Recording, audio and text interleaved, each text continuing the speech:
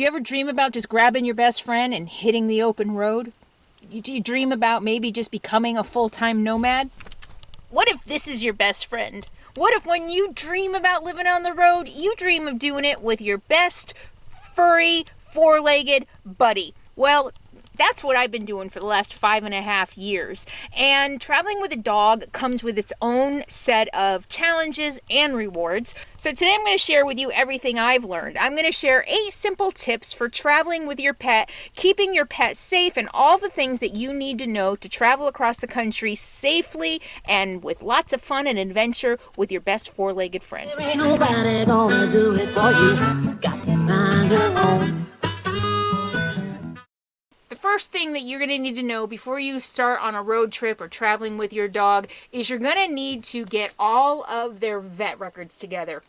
It's a really good idea when you're traveling, of course living in an RV, I've always got her vet records with me, but if you're going on a road trip, an extended road trip, you're going to want to make sure you have all of her records. These days, a lot of the vets have them online, so I can also access them online, but it's really good to have paper copies just in case. So I have a folder that's just for Sadie with all of her vet records, all of her immunization and vaccines and stuff like that. Just in case I ever need to take her in an emergency, I can just grab this. I can go to a vet and all of her information is there at our fingertips for the vet to know, where she's at as far as all of this. So it's really important to gather your records for your pet. And tip number 2 for traveling safely with a dog is to check with vets in the areas that you're going to be traveling in or to.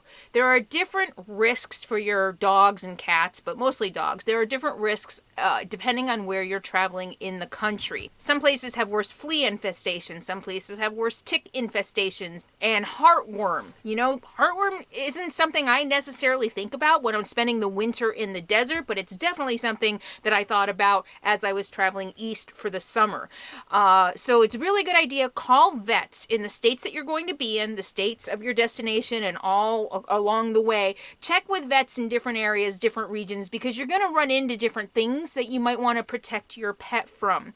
For example, last year I was in the desert and Sadie and I both got valley fever. But valley fever is a fungus that you get from the dirt. And when Sadie was digging in the dirt, hunting, she inhaled it. She got this fungus on her lungs. She carried it inside on her fur and digging up, and I got it. Not that you could necessarily prevent that, but at least you would know that it's there and you would know the signs and symptoms so that if your dog or you start feeling funny, your dog starts acting funny, you're kind of in the back of your mind, you know what some of the risks are out there and what she might have been exposed to. So it's a really good idea just to be aware of what's in the different areas that you're traveling to that your pet might encounter. So there's another one called leptospirosis, which they're actually offering an immunization for, a vaccine for. I was first made aware of it by a vet, I think in the South, and it's a bacteria that your dogs can get from contaminated water or dirt. And it's a bacteria, it causes a disease or an illness. I talked to a couple different vets about it. The vet in Arizona suggested it. I didn't know what it was. I hadn't heard of it. I wasn't sure if I needed it, so I waited. Talked to a vet in Nevada. The vet in Nevada was like, yeah, that's not an issue here. You really don't need it. So again, you just don't know what is region to region. Things can change. What may not be a risk in Arizona is definitely could be a risk in Michigan. So you're definitely going to want to know what those risks are and prepare you and prepare your pet so that you can both stay safe. And number 3, most road trips, most of you who aren't full-time are mostly going to be traveling during the summer. And there's going to be times that you have to run into a store, you have to run errands. You might even want to go to a museum, go to a movie, whatever. And you might be worried about leaving your pet behind. So my 3rd tip is to get a Waggle pet monitor. So I've been testing this thing out now for a couple of months and I don't know how I lived without it. This is a pet monitor. This is a device that you leave inside your RV. It has its own Verizon signal so that it connects to an app that you download on your phone. Your phone can be whatever cell service you're using. and it'll tell you in real time what the temperature is, what the humidity is, and what the heat index is inside your RV. So this keeps your pet safe. You will always know what the conditions are inside your RV while you're traveling with your best fur friend, right? So this has been a real lifesaver. I really enjoy having it. It's a 4G pet monitor. They also have one with tracking. So if you leave this inside your RV or van and your RV or van is stolen, you'll be able to track it. How cool is that? You also might be able to put it in a backpack for your dog, so you can use it as a tracking device also for your pet. So it's got a battery. You can plug it in and charge it. It's rechargeable. Plug it in. It'll stay charged for 4 days. If you plug it into your RV while you're gone, like you are in an RV park, or even if your generator is running and your air conditioning is on, you want to plug this into a 120 outlet, it'll tell you if your power goes out. How cool is that? So even if you do leave your pet behind with the comfort and security of air conditioning, still, like me, in the back of my mind, it's like, what if my power goes out? Is my pet still safe? So not only will this tell you in real time if your pet if your temperature gets too high, you set up alerts. You set like a high temperature and a low temperature, and it'll send you an alert. Say your temperature is 80 degrees. If it gets to be 80 degrees inside, send me a text or email because I want to know. It'll send you a text or an email. But you can also log onto the app anytime to see what the conditions are. But you can also set up the alerts for power outages. It'll also send you an alert when your power goes back on. So this is a must-have for anybody who travels or lives full-time in an RV with their pet, or even if you're just going on a road trip traveling with your pet. And I love this. They give you this also to hang on your rear view mirror, so that if any do-gooders come by and want to break a window, hopefully they'll see this and know that I'm not an irresponsible, mean person who doesn't love my pet. I'm monitoring my pet, so don't fret.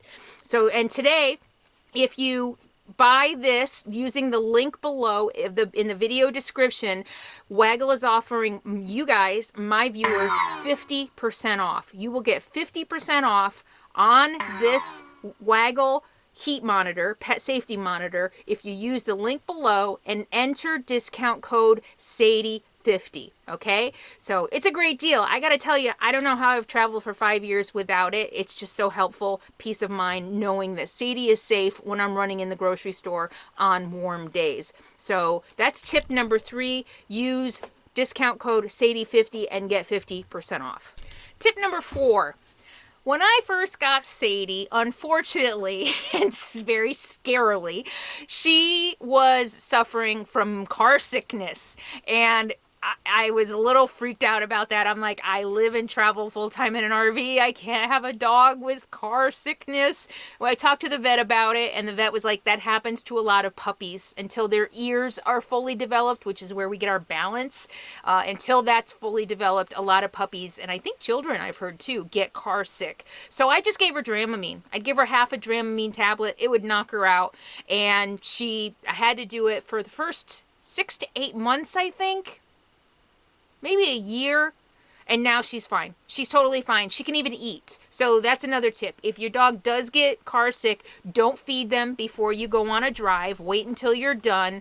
Give them a Dramamine. Some people in my audience have recommended a little bit of sugar or ginger, and I just gave her Dramamine, because one thing I didn't want to mess around with, because one thing that can happen with your dog, especially young dogs, they get in the car, they get nauseous, they throw up. They get in the car, they get nauseous, they throw up. That happens enough times, they start associating the car with something to fear that'll make them nauseous. So car sickness can become a learned behavior. Does that make sense?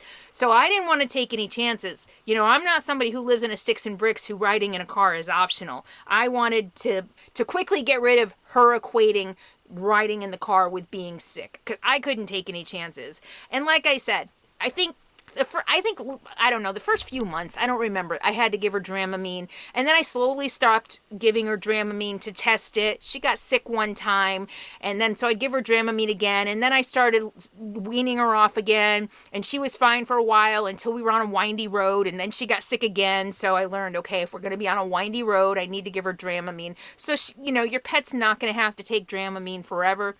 And it just makes them tired. So now, actually, that's kind of her learned behavior. She's getting over that, too. But her learned behavior became, because of the Dramamine, when we go for a ride, I sleep.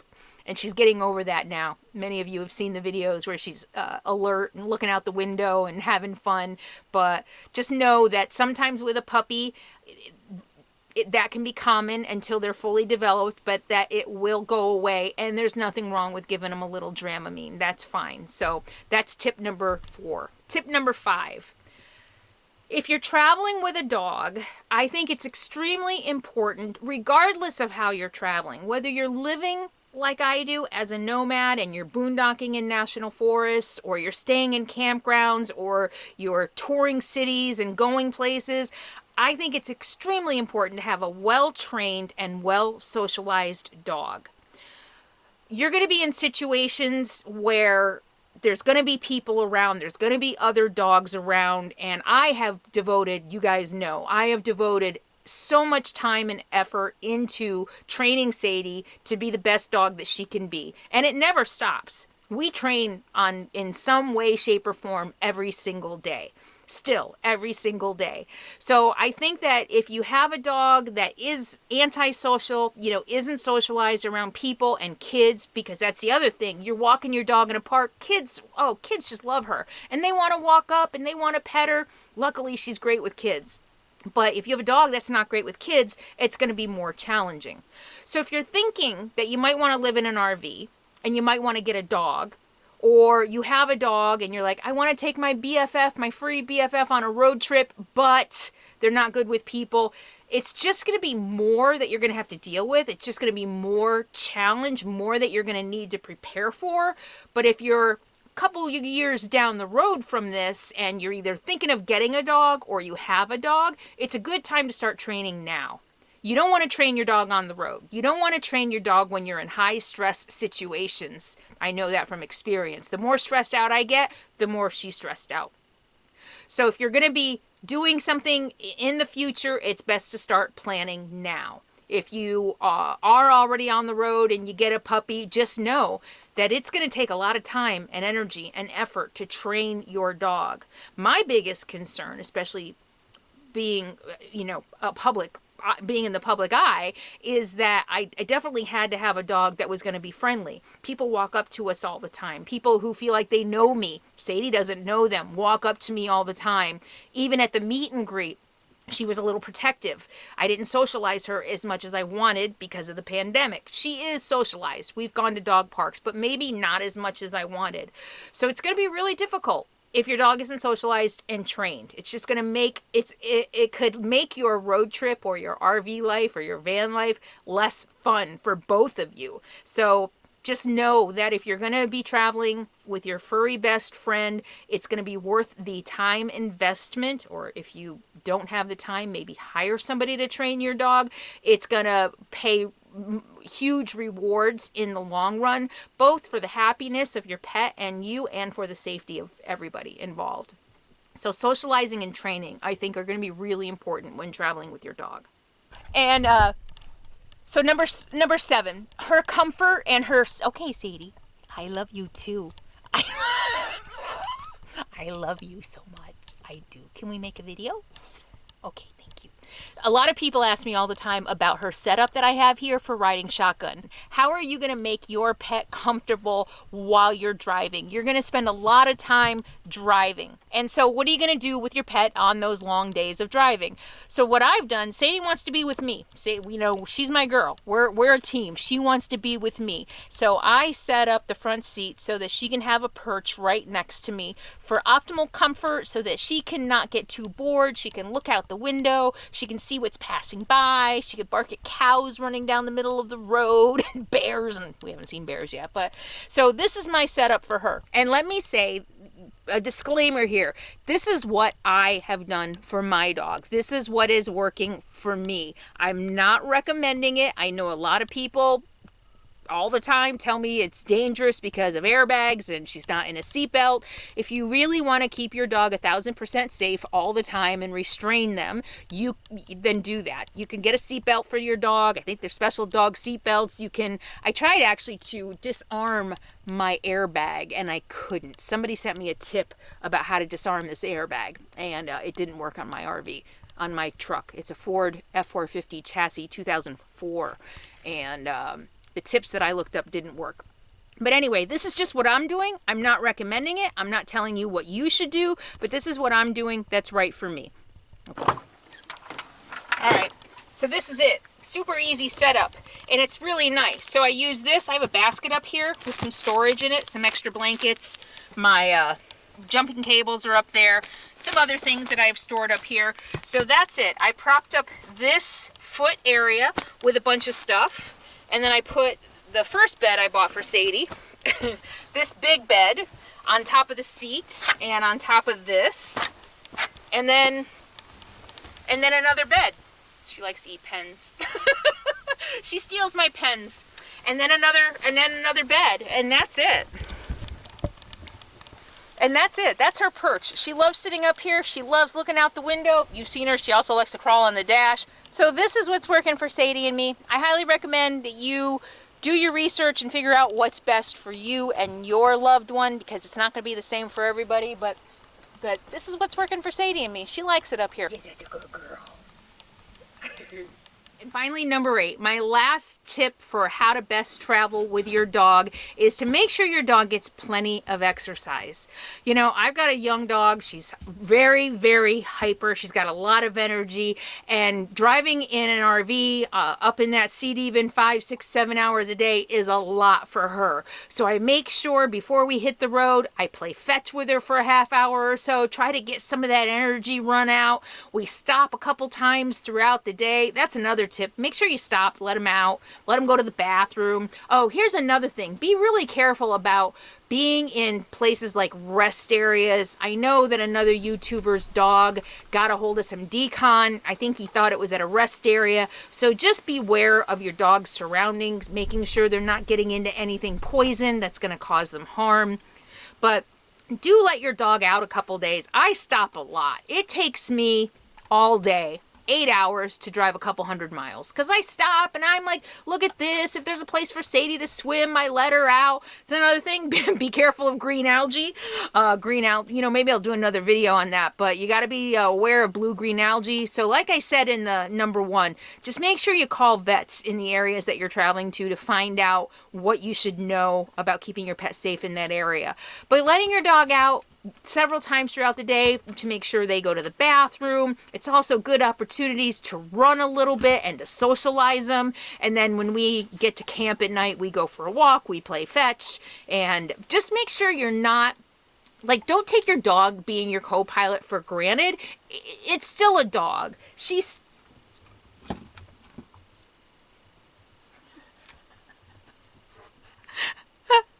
still a dog, chewing on things. She just got a hold of the Waggle. Luckily, she's just chewing on the holder that comes with it, the stand. Speaking of, you know, don't take your dog for granted. But yeah, don't take your dog for granted. It's still she's still a dog. She still needs attention. She still needs training. She still needs guidance. She still needs exercise and attention. And just because they're sitting up there with you on the ride all day doesn't mean that's enough stimulation. And the more you exercise your dog, both mentally and physically, dogs also need mental stimulation. So we work together, we train together. And all of these things are going to keep your dog healthy, happy, and out of trouble. It must be because I'm talking to the camera. She hasn't chewed something, well, other than pens. I've done a ton of research and reading and video watching about dog training. The number 1 cause of bad behavior or unwanted behavior in dogs, chewing and barking and all those other things that you don't like your dog to do, are from lack of exercise. Yeah, most behavioral problems in dogs are from lack of exercise.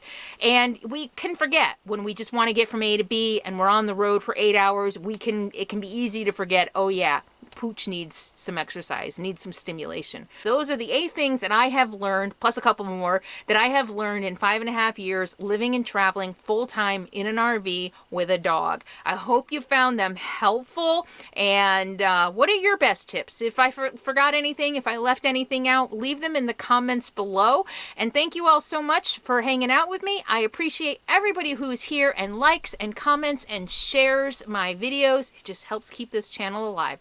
I'll see you next time. In the meantime, be happy, be free, and be kind. Mwah. I'll see you soon. Number 8, my last tip for traveling. Okay, and finally, number 8. Today I'm going to share, okay, hang on. Testing 1, 2, 3. Testing 1, 2, 3. I'm going to share, okay, hang on. Testing 1, 2, 3. Testing 1, 2, 3. Tips, I think I have 8. 8 simple tips to help you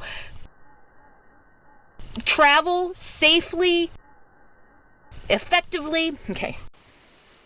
All right, the first thing, and finally, number 8, my final tip for traveling with your pet, and finally, and finally, number 8, my final tip for traveling.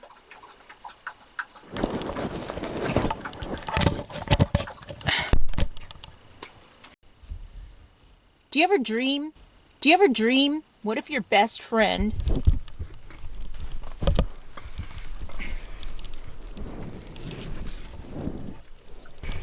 and today I'm gonna, what if this is okay, what if this is your best friend? I tell you from experience of living full-time on the road for 5.5 years with a dog, I'm going to share with you my, oh, come on.